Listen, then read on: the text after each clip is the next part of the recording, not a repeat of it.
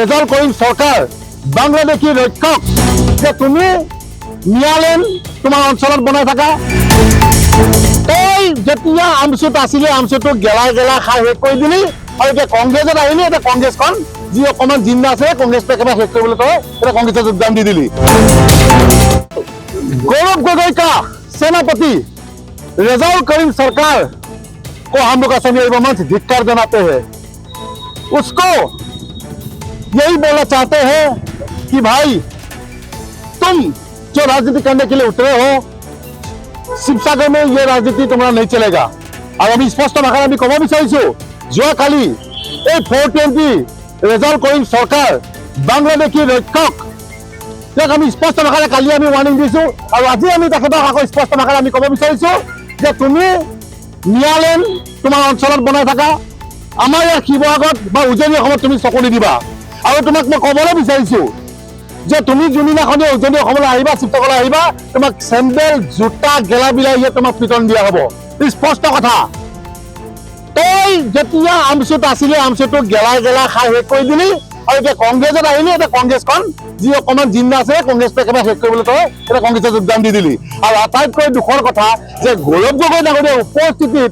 যে উজনি অসমখন যে দৌবুৰী বনাম বুলি ক'লে এইটো বহুত দুখৰ কথা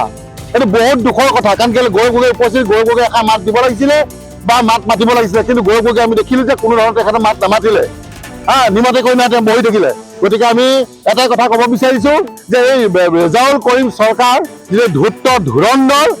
তাৰ লৈ কোনো ধৰণৰ কম্প্ৰমাইজ নহ'ব ইয়াক আমি কৈ দিছো যে আমি এটা কথাও ক'ব বিচাৰিছো মুখ্যমন্ত্ৰী ডাঙৰীয়া পাৰিলে ইয়াৰ পৰা ব্যৱস্থা লওক সি বাংলাদেশী ৰক্ষক হয় সি পাকিস্তানী ৰক্ষক হয় বাংলাদেশী ৰক্ষক হয় গতিকে ইয়াৰ ওপৰত বিহিত ব্যৱস্থা ল'বলৈ আমি মুখ্যমন্ত্ৰী ডাঙৰীয়া আমি আহ্বান জনাইছো আৰু সি এতিয়া বৰ্তমান গৌৰৱ গগৈ বোলে সেনাপতি গতিকে অসমৰ জনগণে গম পায়ে গ'ল যে এটা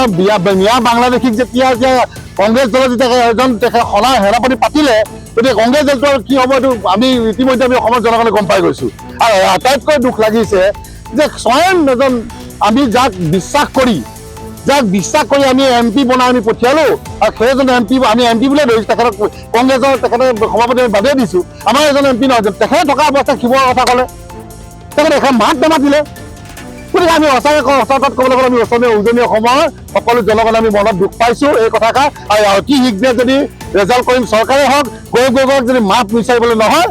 আমি কিন্তু 2026 কিন্তু ইয়াৰ প্ৰত্যুত্তৰ দিম চিধা কথা স্পষ্ট কথা কাৰণ কেলৈ আমি বাংলাদেশী চৰণীয়া পথা আমাৰ উজনি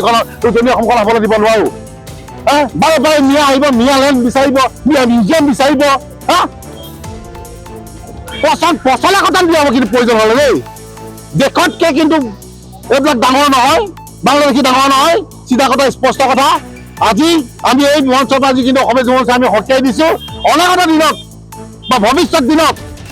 অসমক লৈ কোনো ব্লু প্ৰিণ্ট যাতে নকৰে